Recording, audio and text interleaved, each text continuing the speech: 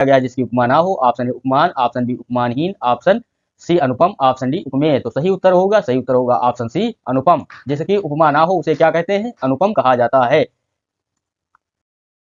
जिसकी उपमा ना हो वाक्यांश के लिए शब्द है अनुपम। अन्य विकल्प क्या दिए गए थे? उपमान, उपमान जिससे तुलना या समता हो उसे क्या कहते हैं? उपमान, जिससे तुलना या समता हो उसे कहते हैं उपमान। उपमानहीन, उपमानहीन किसे कहते हैं? का कोई अर्थ ही नहीं है, उपमानहीन का कोई अर्थ ही नहीं है। उपमेय, जिसकी किसी वस्तु से उपमा दी गई हो उसे क्या कहते हैं? उपमेय, जिसकी किसी वस्तु के साथ उपमा दी गई हो उसे क्या कहते हैं? उपमेय। जो कहा ना जा सके वाक्यांश के लिए एक शब्द दीजिए। जो कहा ना जा सके वाक्यांश के लिए एक शब्द देना है। ऑप्शन ए कथित, ऑप्शन बी अकथित, ऑप्शन सी अकथनीय, ऑप्शन डी अपठनीय। तो सही उत्तर क्या होगा? सही उत्तर होगा ऑप्शन सी अकथनीय। इसका सही उत्तर होगा ऑप्शन नंबर सी। जो कहा ना जा सके वाक्यांश के लिए एक शब्द होगा अकथनीय। अन्य विकल्प दिए गए थे कथित, कथित का मतलब होता है कहा गया। अकथित जो ना कहा गया हो, अकथित मतलब जो ना कहा गया हो। अपठनीय जो पढ़ने योग्य ना हो उसे क्या कहते हैं? अपठनीय, जो पढ़ने योग्य ही ना हो उसे कहते हैं। दिए गए वाक्यांश के लिए एक शब्द दीजिए। वाक्य दिया गया है आशा से अधिक। ऑप्शन दिया गया है आशा प्रतिकूल, ऑप्शन बी आशातीत, ऑप्शन सी असंभावित, ऑप्शन डी आशान्वित। सही उत्तर होगा ऑप्शन बी आशातीत। इसका सही उत्तर होगा ऑप्शन नंबर बी। अन्य विकल्प दिए गए हैं आशा से अधिक। वाक्यांश के लिए एक शब्द क्या होगा? आशातीत। अगला विकल्प शब्द दिया गया है आशा प्रतिकूल। तो आशा प्रतिकूल क्या होगा? आशा के विपरीत। संभावित, संभावित जिसकी संभावना ना हो, संभावित जिसकी संभावना ना हो। आशान्वित, उम्मीद से भरा हुआ। आशान्वित के लिए शब्द क्या होगा? आशा से उम्मीद से भरा हुआ के लिए क्या होगा? आशान्वित। अच्छी है। निम्नलिखित प्रश्न में दिए गए 4 विकल्प में से उस विकल्प का चयन करें जो मुहावरे का अर्थ व्यक्त करता है। मुहावरा दिया गया है म्याऊं की ठोर पकड़ना। मुहावरा क्या दिया गया है? म्याऊं की ठोर पकड़ना। ऑप्शन ए कुपित होना, ऑप्शन बी जोखिम का कार्य करना, ऑप्शन सी क्रोध के आवेश में होना, ऑप्शन डी उत्साहहीन होना। तो सही उत्तर क्या होगा? सही उत्तर होगा ऑप्शन बी जोखिम का कार्य करना। इसका सही उत्तर होगा।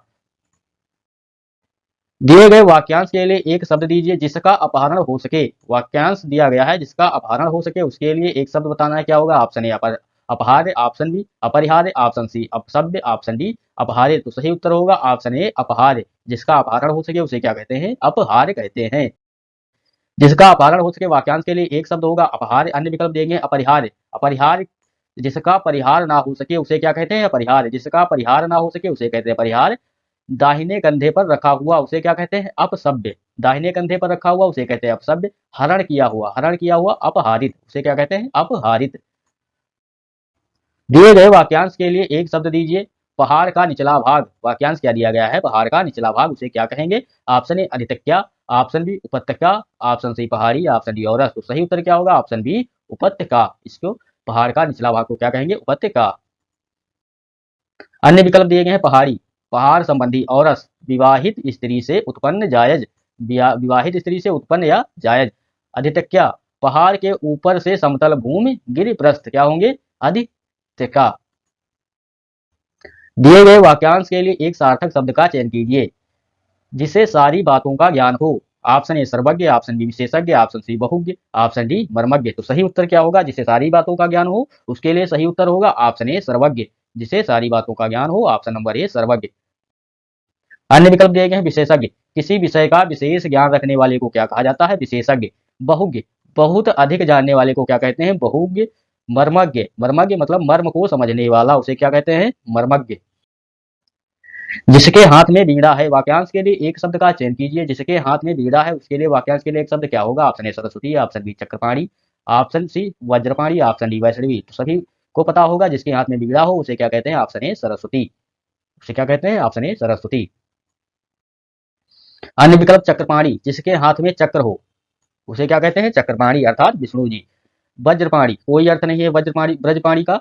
वैष्णवी, वैष्णवी विष्णु की शक्ति। वैष्णवी किसे कहते हैं? विष्णु की शक्ति। जो पढ़ा ना जा सके, जो पढ़ा ना जा सके वाक्यांश के लिए एक शब्द होगा। ऑप्शन ए अकथनीय, ऑप्शन बी अपठनीय, ऑप्शन सी पठित, ऑप्शन डी अपठित। तो सही उत्तर क्या होगा? जल्दी से सभी लोग बताइए इसका सही उत्तर क्या होगा? सही उत्तर होगा ऑप्शन बी अपठनीय। जो पढ़ा ना जा सके उसे वाक्यांश के लिए एक शब्द में क्या होगा? अपठनीय। अगला प्रश्न, जो पढ़ा ना जा सके वाक्यांश के लिए एक शब्द होगा अपठनीय। अकथनीय जो कहा ना जा सके। अकथनीय क्या होता है? जो कहा ना जा सके। अपठित जो पढ़ा हुआ ना हो, जो पढ़ा हुआ ना हो उसे क्या कहते हैं? अपठित। और जो पढ़ा ना जा सके उसके लिए अपठनीय और जो पढ़ा हुआ ना हो उसे अपठित। पठित, जो पढ़ा हुआ हो, जो पढ़ा हुआ हो उसे क्या कहते हैं? पठित। अन्य वाक्यांशों के लिए एक शब्द क्या होगा? मछली मारकर आजीविका चलाने वाले। मछली मारकर आजीविका चलाने वाला को क्या कहते हैं? धीवर।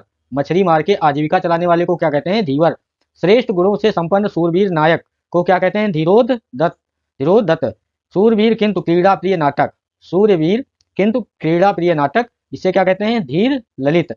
धर्म के अनुसार व्यवहार करने वाला। धर्म के अनुसार व्यवहार करने वाले को क्या कहते हैं? धर्मात्मा।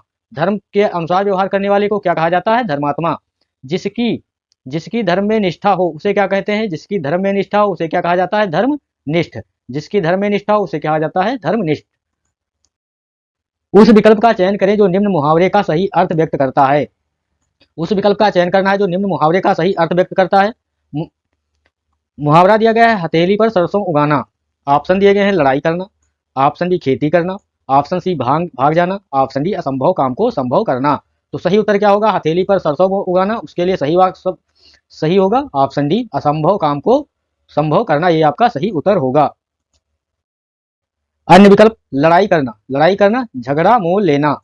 भाग जाना, भाग जाने के लिए मुहावरा क्या होगा? 9 2 11 होना। खेती करना, यह दिए गए मुहावरे का सही अर्थ नहीं है क्योंकि मुहावरा का अर्थ शाब्दिक ना होकर क्या होता है? घुमावदार होता है। कुछ अन्य मुहावरे और उनके अर्थ। आंख का तारा, आंख का तारा मुहावरे के लिए क्या होगा? बहुत प्यारा। आंखें दिखाना, आंखें दिखाना मतलब बहुत क्रोध करना। ईंट से ईंट बजाना, ईंट से ईंट बजाना पूरी तरह से नष्ट करना। ईंट से ईंट बजाने का अर्थ क्या होता है? पूरी तरह से नष्ट करना। अगला प्रश्न, दिए गए वाक्यांश के लिए एक सार्थक शब्द का चयन कीजिए। दिए गए वाक्यांश के लिए एक सार्थक शब्द का चयन करना है। उसी समय में होने वाला या रहने वाला। उसी समय में होने वाला या रहने वाला। Option A Samdarshi, option B समसामयिक, ऑप्शन सी सार्वजनिक, ऑप्शन डी सामुदायिक। तो सही उत्तर क्या होगा? ऑप्शन बी समसामयिक। उसी समय में होने वाला या रहने वाले को क्या कहते हैं? समसामयिक। अन्य विकल्प समदर्शी, समदर्शी वह जो सभी को समान दृष्टि से देखता हो उसे क्या कहते हैं? समदर्शी। सार्वजनिक, सबसे संबंध रखने वाला। सार्वजनिक, सबसे संबंध रखने वाले को क्या कहते हैं? सार्वजनिक। सामुदायिक, किसी समुदाय विशेष का। सामुदायिक क्या होता है? किसी समुदाय विशेष का। अन्य वाक्यांशों के लिए एक शब्द क्या होगा? जिसका कोई घर नहीं हो। जिसका कोई घर नहीं हो उसके लिए क्या होगा? अनिकेत। जिसके माता पिता नहीं हो उसे क्या कहा जाता है? अनाथ। जिसके माता पिता नहीं हो उसे क्या कहते हैं? अनाथ। जिस भाई ने बाद में जन्म लिया हो, जिस भाई ने बाद में जन्म लिया हो उसे क्या कहते हैं? अनुज। जिस भाई ने बाद में जन्म लिया हो उसे क्या कहते हैं? अनुज। जिसकी उपमा नहीं दी जा सके, जिसकी उपमा नहीं दी जा सके उसे क्या कहते हैं? अनुपम। जिसकी उपमा ना दी जा सके उसे कहते हैं अनुपम। उस विकल्प का चयन करें जो निम्न मुहावरे का सही अर्थ व्यक्त करता है। मुहावरा दिया गया है फूल झड़ना। मुहावरा क्या दिया गया है? फूल झड़ना। इसके लिए सही अर्थ क्या होगा? ऑप्शन ए प्रिय वचन बोलना, ऑप्शन बी पतझड़ होना, ऑप्शन सी हल्की बातें बोलना, ऑप्शन डी सुंदर लगना। तो सही उत्तर क्या होगा? सही उत्तर होगा ऑप्शन ए प्रिय वचन बोलना। फूल झड़ने के लिए सही अर्थ क्या होगा? प्रिय वचन बोलना। फूल झड़ना मुहावरे का अर्थ होता है प्रिय वचन बोलना। मुहावरे का वाक्य प्रयोग क्या होगा? उसकी बाणी इतनी मधुर है मानो फूल झड़ रहे हों। अन्य विकल्प पतझड़ होना, हल्की बातें बोलना, सुंदर लगना। यह दिए गए मुहावरे का सही अर्थ नहीं है क्योंकि मुहावरों का अर्थ शाब्दिक ना होकर घुमावदार होता है। अगला प्रश्न, जिसकी जड़ या आधार का पता ना हो, इस वाक्यांश के लिए एक सार्थक शब्द दीजिए। जिसकी जड़ या आधार का पता ना हो उसे क्या कहते हैं? ऑप्शन ए निर्दय, ऑप्शन बी निर्मम, ऑप्शन सी निर्भय, ऑप्शन डी निर्मूल। तो सही उत्तर क्या होगा? जिसकी जड़ या आधार का पता ना हो उसके लिए सही उत्तर होगा ऑप्शन डी निर्मूल। जिसकी जड़ या आधार का पता ना हो वाक्यांश के लिए एक सार्थक शब्द है निर्मूल। निर्मूल शब्द का अर्थ, निर्मूल शब्द का अर्थ है जिसका कोई मूल ना हो। जिसका कोई मूल ना हो मतलब जिसकी कोई पहचान ना हो, निर्मूल शब्द का अर्थ होता है। अन्य विकल्पों का विश्लेषण, जैसे निर्दय, निर्दय वह जिसमें दया ना हो उसे क्या कहते हैं? निर्दया, निर्दयी। जिसमें कोई दया ना हो। निर्मम, वह जिसने ममता ना हो, वह जिसमें ममता ना हो उसे क्या कहते हैं? निर्मम। निर्भय, जिसमें भय ना हो उसे क्या कहते हैं? निर्भय। जिसके अंदर कोई डर ना हो या जिसमें भय ना हो उसे क्या कहते हैं? निर्भय। कुछ अन्य वाक्यांशों के लिए एक शब्द, किसी विशेष वस्तु की हार्दिक इच्छा। किसी विशेष वस्तु की हार्दिक इच्छा को क्या कहते हैं? अभिलापा। किसी के शरीर की रक्षा करने वाला उसे क्या कहते हैं? किसी के शरीर की रक्षा करने वाले को क्या कहते हैं? अंग रक्षक। दंड दिए जाने योग्य, दंड दिए जाने योग्य के लिए एक शब्द में क्या होगा? दंडनीय। अगला प्रश्न, सभी लोग चैनल को सब्सक्राइब एंड लाइक जरूर कर लें। बिना पलक झपकाए, बिना पलक झपकाए वाक्यांश के लिए एक शब्द है। ऑप्शन ए निर्निमेष, ऑप्शन बी पलक, ऑप्शन बी सी निमेष, ऑप्शन डी मेष। तो सही उत्तर क्या होगा? बिना पलक झपकाए। सही उत्तर होगा ऑप्शन ए निर्निमेष, इसका सही उत्तर होगा। बिना पलक झपकाए, बिना पलक झपकाए वाक्यांश के लिए एक शब्द है निर्निमेष। निर्निमेष को अपपलक भी कहते हैं। निर्निमेष को क्या कहते हैं? अपपलक भी कहते हैं। अन्य विकल्पों का विश्लेषण। पलक, पलक शब्द का अर्थ है आंख के ऊपर का पतला आवरण। पलक का शब्द का अर्थ क्या होता है? आंख के ऊपर का पतला आवरण। निमेष, निमेष आंख की पलक झपकना, उसे क्या कहते हैं? निमेष। मेष, भेड़ इस प्रकार, मेष का जो है क्या होगा? भेड़। इस प्रकार तीनों विकल्प अनुचित उत्तर हैं।